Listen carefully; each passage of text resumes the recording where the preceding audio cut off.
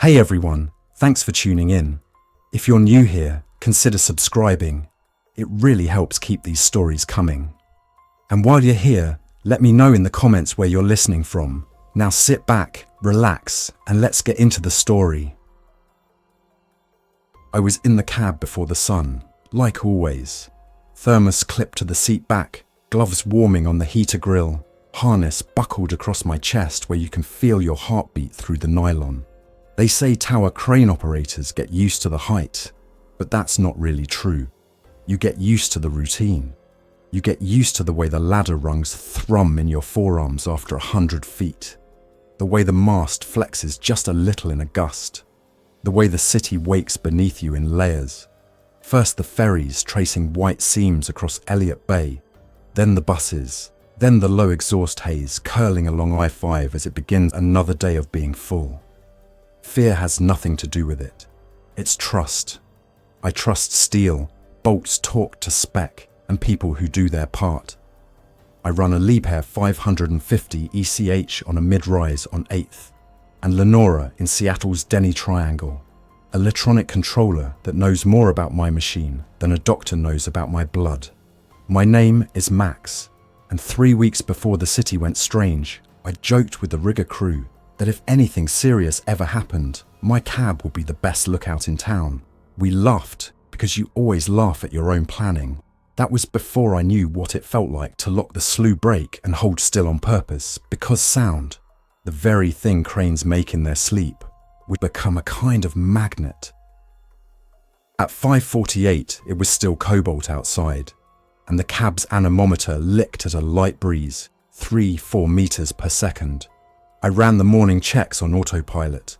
Hoist drum, sheaves, wire rope, 26mm 6x36 class. No broken wires I could see in the last wrap. No drum crush. Level wind was true.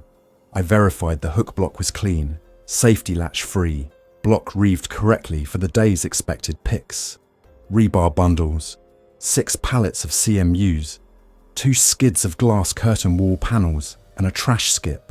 The LMI, load moment indicator, ran through its self-test and flashed its friendly green. Everything, the whole dance between steel and numbers, said yes.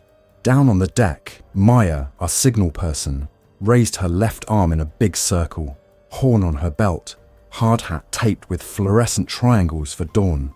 She's in her 30s, 3 kids, and if you want to know whether you can trust a lift, you look at the eyes of your signaller. Maya's eyes never lied. "Morning, Max," she said on the UHF Channel 2. "You've got 2 rebar bundles to the south slab. Then we'll stage the trash skip. Kincaid wants to squeeze a delivery before 8. "Copy," I said, and loosened the slew brake with my foot. The cab's little heater hummed. All over downtown, warning beacons winked red on other tower cranes like a quiet constellation. The day shifted into its usual choreography. Maya's 2-finger raise, my long slow ease on the hoist, the trolley gliding out on the cathead, the load smooth as breath. We set the first bundle, then the second, all by the book. ASME B30, 3 in muscle memory, hand signals strict as liturgy. The morning felt so normal it could have lasted forever. The thing that changed everything was small. At 6:28, a King County Metro bus drifted to a stop along Westlake without pulling into the bay. Just stopped. The driver didn't pop the hazard beacons. No lift deployed. The bus sat with its interior lights humming in that dim pre-sun way. People got off and didn't scatter for coffee like they always do. They stood on the sidewalk, evenly spaced like they were waiting for labels you couldn't see. Then the billboard across the street. Some tech ad I'd seen so often I never saw it, brightened a notch, and that soft, petting light swept their faces. They stayed, calm, staring, no shouting, no hurry, like a pause button pressed on a city block. "Hey, you seeing this?" Jamal, our oiler, said on the radio from the deck, words low but steady. "Bus on Westlake," I said. "Passengers aren't moving off." We all knew there'd been strange headlines last night. Something about a cluster of sudden neurological cases on the East Coast and a request to limit sirens around hospitals. You don't expect your own corner to echo a headline. Not really. But then the security radio chirped with a voice tight in the throat. "We're getting an advisory. City EOC just pushed an Alert Seattle update. Quiet protocols in effect near medical facilities and large screens. Avoid loudspeakers. Refrain from horns unless life safety requires." "Quiet protocols," Kincaid, our foreman, snorted. "This is a job site. Everything here's a loudspeaker." "Not today," Rosa, the safety officer, said. She was ex-USAF maintenance, which made her the calmest human on earth. "We do what we can do. Max, hold the bang-bang on the brakes. No clanging the hook. Everyone. No air horns except emergency." One little thing changes, and suddenly everything else is wearing its suit inside out. Maya put her horn on vibrate. Yes, that's a thing. And taped the connections that rattled. I began making landings like the glass was my grandmother's heirloom bowl. On the sidewalk, the people from the bus continued to stand in a tidy row. One man took a step, then eased back like he was remembering a ballroom lesson. A volunteer in a reflective vest, where had she come from, walked along the line with a hand-painted cardboard sign. "Quiet route" in thick black strokes. She pointed toward a side street where others in vests had set sheets of printer paper with arrows in the lower corners of windows. Someone had planned for this.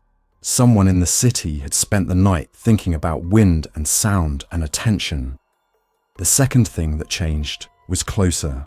At 7-Eleven, a guy in a suit with a messenger bag broke into a run across the site's north fence, an absolute no-go violation on any normal day. Security moved toward him, hands open. He didn't listen. He threw himself against the fence fabric and then stopped, not because he couldn't get through, but because the portable generator we used for the tower's obstruction beacons was idling on the other side. A steady, friendly purr. He pressed his ear to the chain link and went quiet, eyes unfixed, breathing slow. The guard touched his shoulder, like you touch a sparrow caught in a string. The man did not move. "Kincaid," Rosa said. "Call it. We're stopping works. This isn't safe." Before he could answer, the city sirens tested. One baseline burr, then silent, then nothing. My cab vibrated in a way I'd only felt in high winds, except the anemometer still said 4 m/s. It wasn't the crane. It was the world. We did stop. We staged loads flat and clean. We set our last pick, the trash skip, without the usual clang that plays like a conclusion. Then we stood in our places and looked down at a neighborhood that had been a timetable 5 minutes ago and was now an ellipsis. I don't know who said the word zombie first. Maybe nobody. Maybe it emerged from everyone at once. An idea like a dandelion seed that knows where to land. It didn't feel like movies. There was no blood. Just a pattern. People drawn to hum, to screens, to beacons. People who would follow anyone with a cardboard arrow and a soft voice. "Max," Maya said. "Harborview's asking for help. Hospital is asking for crane support for a lift, quiet barriers, and a personnel platform. They're creating corridors. Officer Tran is on site with them." "Harborview," I repeated. "That's up the hill, Jefferson Street, the big trauma hospital on the First Hill Ridge. That's a ways to do anything from here." "Not Harborview itself," she said, listening to a second radio in her other ear. "The EOC wants us to help create a quiet corridor down Lenora past Westlake, move barriers with your long reach. They want to shepherd families to buses without drawing attention. Quiet signage and physical guides. We've got 6 KC 1500 concrete K-rails slated for later in the week. They're in the laydown right now. And you want me to pick them?"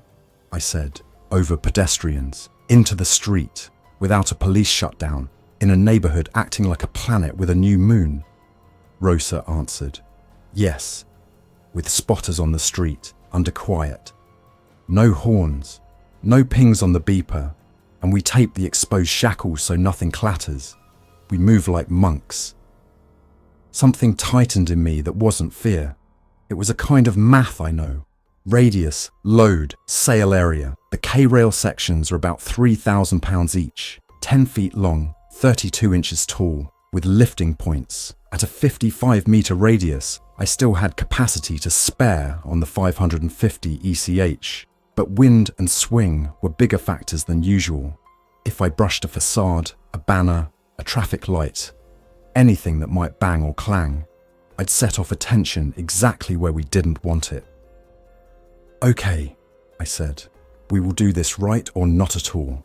Trolley slow, slew to a stop before every foot of swing. "You're the one up there, Max," Maya said, and I heard the gratitude hiding in operational tone. "We'll do what you call." We went to work. Jamal and Luis rigged 4-point bridle slings to the embedded lifting eyes, bow shackles with moused pins so nothing would back out. Webbing slings choked where steel could mark concrete. I inched the hook down like lowering a teacup into a lake. Maya's hands moved through signal language like a prayer. When we took the first K-rail weight, I could feel it travel up the wire rope and tuck itself into the cab's bones. I breathed with it. Thought about people on the sidewalks below, who might not remember their own names for a while, but still knew what calm felt like. We set the first barrier on a chalk line across Lenora, then a second, then a third, and in 20 minutes we created a sloping corridor away from the billboard glow toward a side street where the volunteers with their cardboard arrows waited. A librarian I would later learn was named Mara, walked at the head of a small group, holding her sign like a lighthouse lens.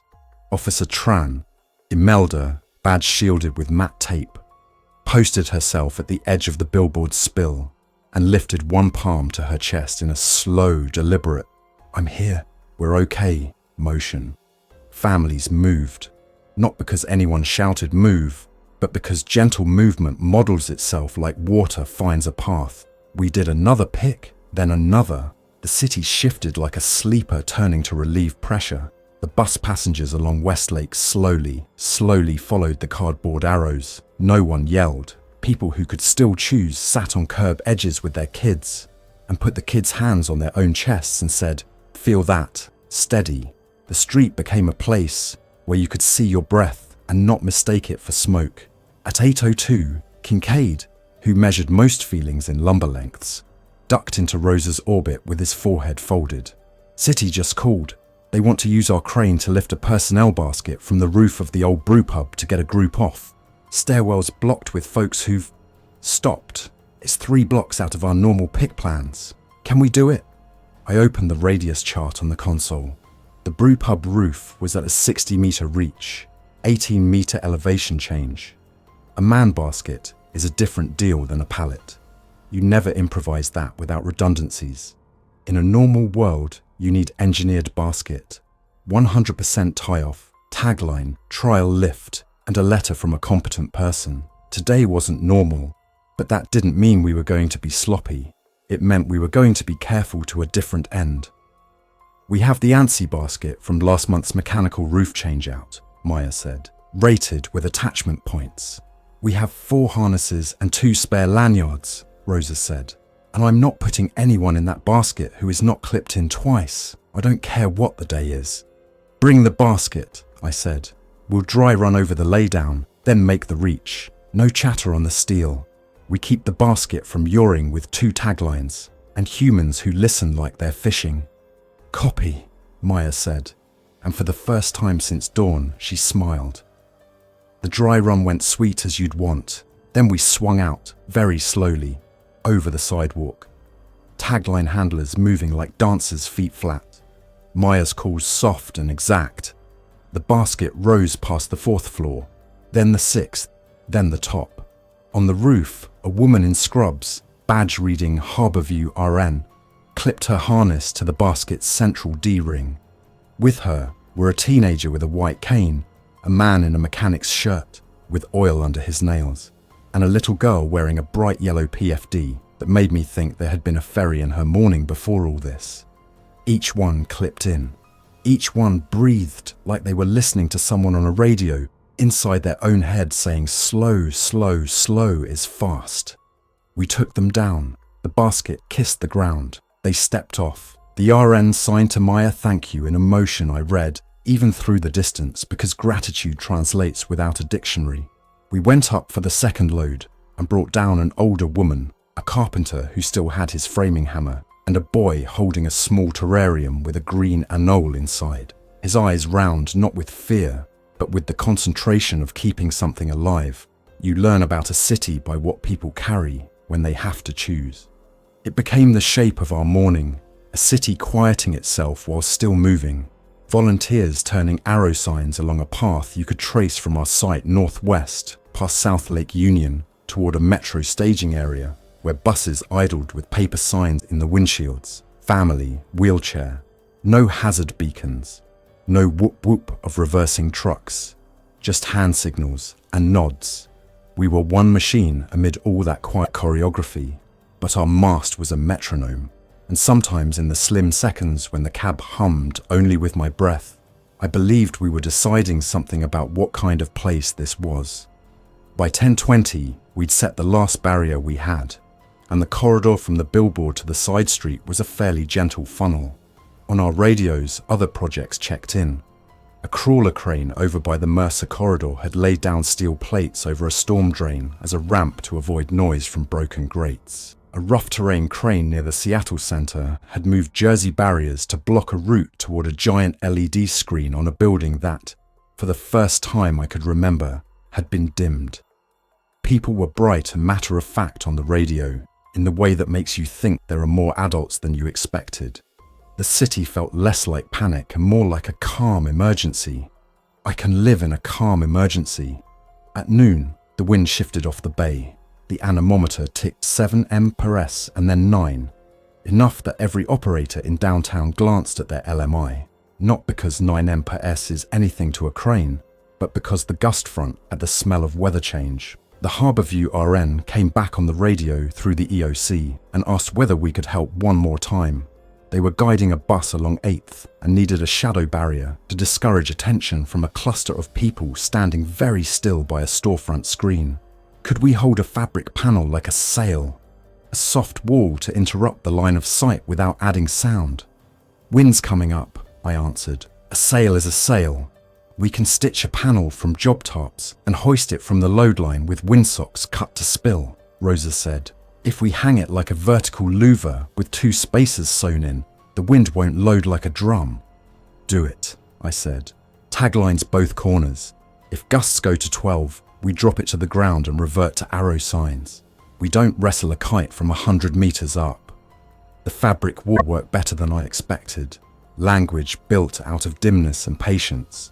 As the bus rolled along the new corridor, volunteers paced beside it, holding their cardboard arrows like little shields. The cluster by the screen didn't budge, but their attention skated along the cloth and settled back to the glow, idling. The bus purred away, and a series of small decisions added to larger safety, the way a good pick is just a stack of small correctnesses. At 13:40, I finally drank the coffee that had gone lukewarm. In a normal day, lunch is a break in the cab with a sandwich that tastes like altitude. Today, I watched the waterfront and thought about my apartment in Beacon Hill, and whether it was better to be higher or lower now. My phone buzzed with a message from my sister in Tacoma. We're okay. Dome quiet. Volunteers. Love. A picture came through.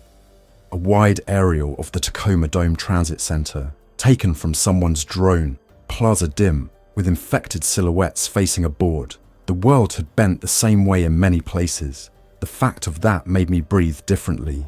There is comfort in patterns you can name.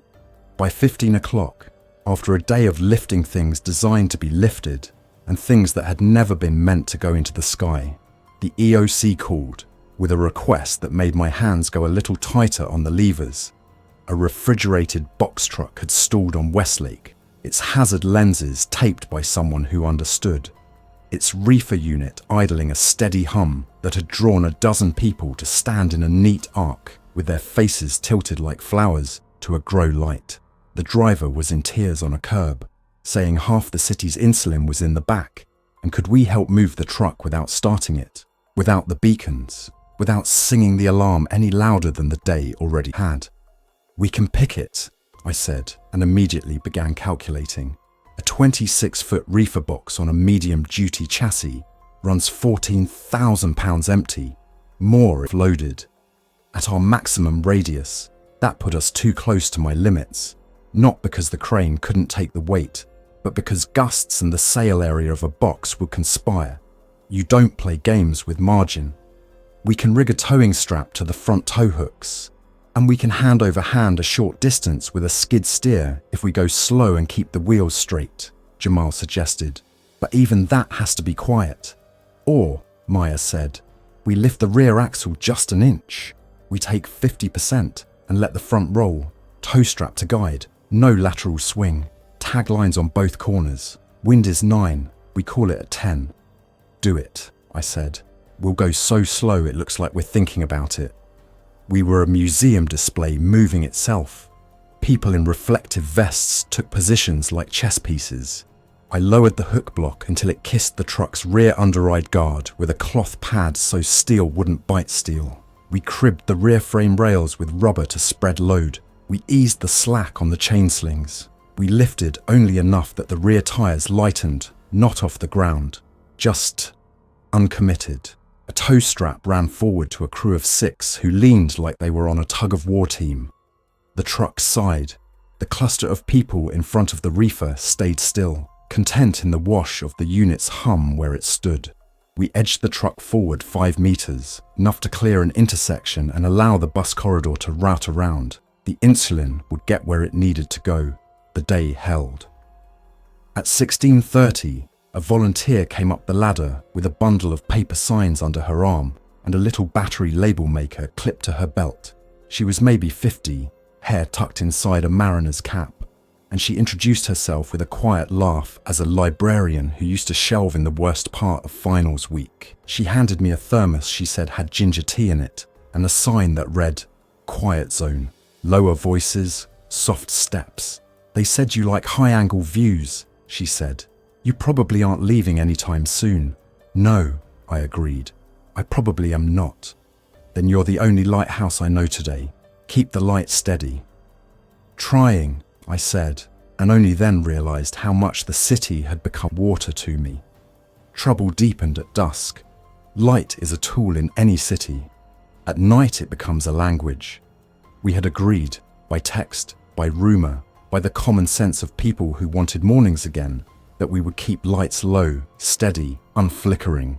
But not every part of the city got the message. Or maybe there were things that couldn't be dimmed. On the far corner of Denny, a new billboard that hadn't been installed yet went into test mode, and a cold blue wash fell over the intersection like a silent siren. In seconds, people on the block began to turn towards it. Those who were already paused took a step as if aligning with an invisible axis. A small group that had been quietly moving along the corridor stopped and wavered. "Shut it down," Officer Tran said on a shared channel, her voice low and authoritative. "We need that board off." "It's on a nightly test schedule," someone in a facilities van reported. "No one's at the control head." "Then the lamp heads," Rosa said. "We can shade it." We don't move lighting heads with a tower crane often, but steel is steel. The billboard had 3 head housings on a truss accessible with a scissor lift. But a lift would beep. Everything beeps. We couldn't afford the beeping. Maya looked at me. "We may need to fly someone with a blackout screen and Velcro wraps," she said. "I'll go," I said. Maya gave me a look that was half respect and half, "You're ridiculous. You're the one flying the crane, Max." Then Jamal, clipped twice, "With you on the ground," I said. "He's got line work in his background." "I do," Jamal said, and grinned without teeth. "Dad was IBW. I grew up on poles."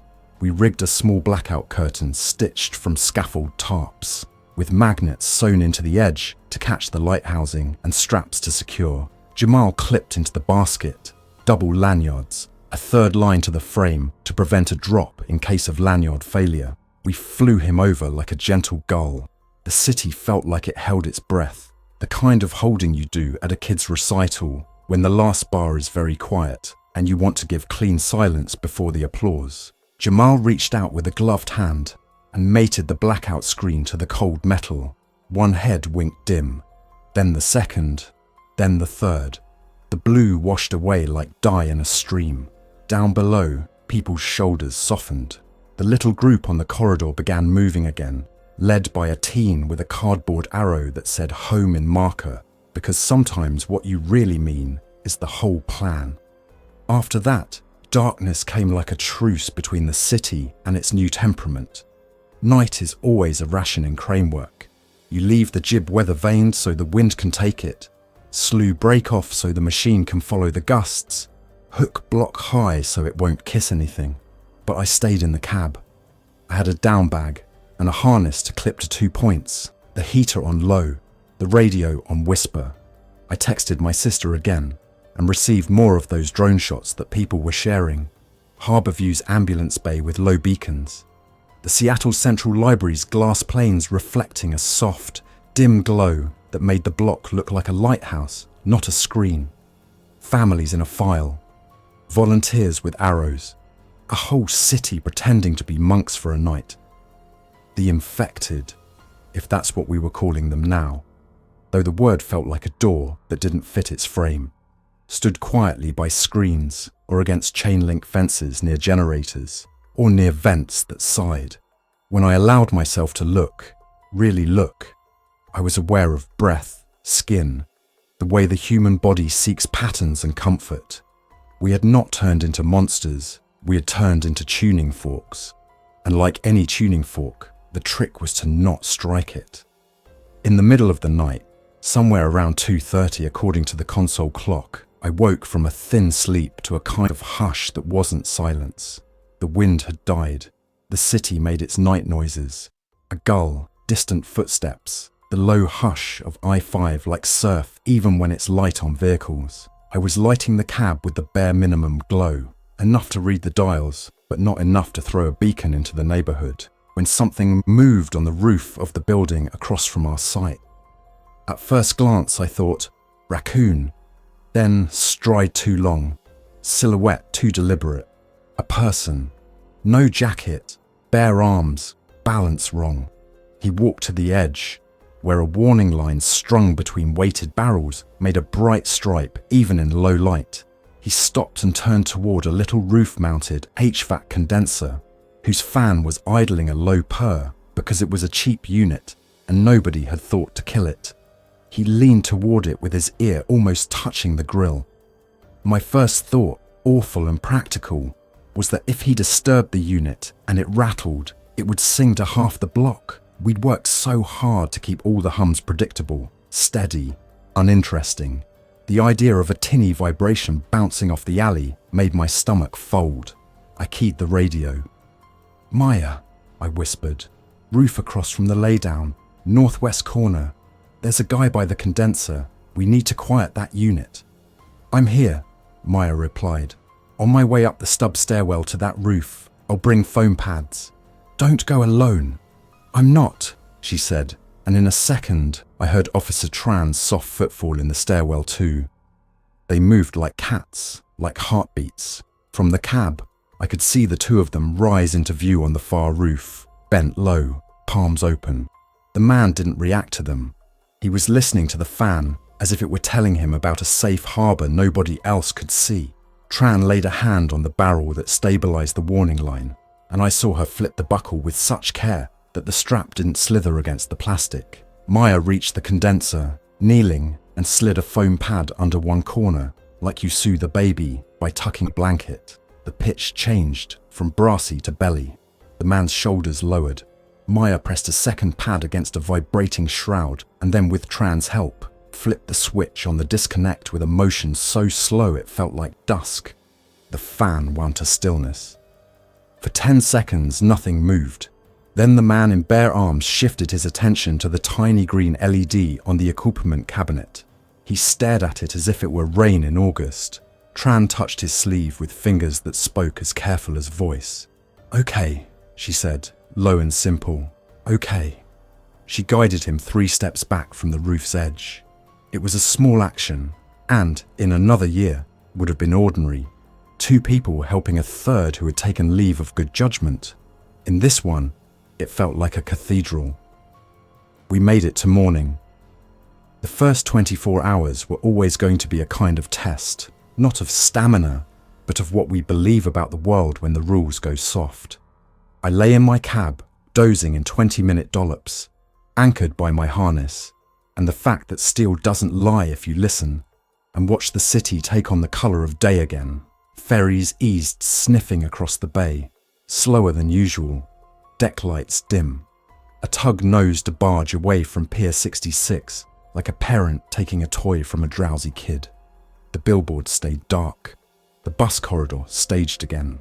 The volunteers, the librarians, the off-shift nurses, the mechanics, the chefs who knew about keeping things warm without making noises, assembled with their cardboard arrows and their taped hazard lenses and their steady hands. At 6:40, 24 hours almost exactly since I'd climbed the ladder, the EOC called with a new plan. The city was standardizing quiet corridors, to Harborview up Jefferson, to Seattle Central Library for a reunification point, to the ferry dock for those who needed the peninsula. They had discovered something during the night that made the volunteer network hum. A steady, low, white noise sound coaxed the paused people into harmless trances. You could move around them if the white noise stayed. Generators, HVAC. Even the hush of rain on car hoods would do. The trick was to avoid sudden signals, sirens, horns, flashing lights, clanging steel. The city, which had been an orchestra for so long, had become a string quartet. "Max," Rosa said over my headset, "we're going to shut down the crane for a few hours to let you sleep. But before we do, one more ask. The library wants to use a suspended banner to shade the entrance so the big atrium glow doesn't draw attention from those who stand across 4th Ave. They asked for you because you didn't drop a single pin yesterday." "I'll do it," I said, so tired my bones hummed like hoist cable. "But I'll need a new set of eyes on the ground. You can't spot well when you've been awake too long." "You'll have them," she said, "and you'll sleep. I'm not losing you to a micro nap in the slew chair." We rigged the shade with the exact same care we'd used for people. A truss of aluminum tubes, fabric hanging like a calm jaw, tiny weights to keep it from becoming a flag. We moved it without announcing ourselves to the world. We set it over the library's entrance like a hand poised above a candle. The block softened. The cluster by the dimmed billboard didn't notice us. The city made one more adjustment. I climbed down when it was safe to leave the cab, and did something I don't think I'd done on a job site in 5 years. I sat on the concrete with my back against a Jersey barrier and let my head fall forward and the harness dig into my shoulder blades like a giant hand saying, "You're still here." Maya brought me a cup of coffee that somehow tasted like cinnamon and her kids' cereal. Jamal put a folded jacket under my head. Officer Tran sat 2 meters away in her taped-over vest and watched the quiet corridor with an expression that made it obvious to me why some people go into the work they do. The Harborview RN, her name was Kara, took the pulse of a city with her fingers and a watch and didn't announce the numbers to anyone but herself. 90 minutes later, I woke refreshed enough to be a useful animal again. I texted my sister. The drone pictures had turned into hand-drawn maps of quiet routes, and she texted back a photo of a cardboard sign on a Tacoma street that said, "Quiet is courage," which I learned later had been posted on a church door near the reunification lane. I've been in cities my whole life. Kiev until I was 18, Seattle since my 20s, and I had never seen a place speak to itself in paper and tape that way. The next calls of the day were variations on the theme we'd learned: lift barriers to redraw a corridor, fly a shade sail, ferry a man basket for those trapped above a stairwell, while others stood still below, listening to vending machines they'd never notice in normal lives. We set pallets of water at intervals along a route and taped the folds so bottles wouldn't clatter.